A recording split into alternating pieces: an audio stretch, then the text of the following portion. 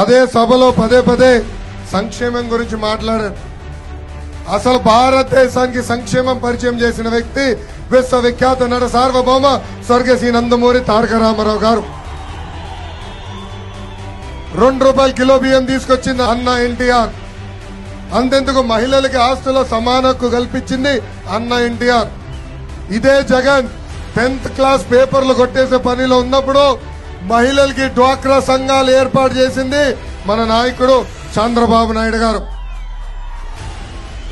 ఆనాడు జగన్ ని ఆంధ్ర రాష్ట్రంలో ఉంటే రాష్ట్రాన్ని దోచేస్తాడని రాజశేఖర్ రెడ్డి గారు బెంగళూరుకి పంపించిన రోజు ఆంధ్ర రాష్ట్ర మహిళలకి దీపం పథకం అందించిన వ్యక్తి మన నాయకుడు చంద్రబాబు నాయుడు గారు. జగన్ చంచల్ కూడా జైల్లో చిప్ప కూడా తినే సమయంలో మహిళలకి పసుపు కుంకం, తల్లి బిడ్డ ఎక్స్ప్రెస్, అంతేకాదు టిట్కో ఇల్లు కట్టి ఇచ్చి అందించిన వ్యక్తి మన నాయకుడు చంద్రబాబు నాయుడు గారు. ఇలా అనేక సంక్షేమ కార్యక్రమాలు మనం చేశాం.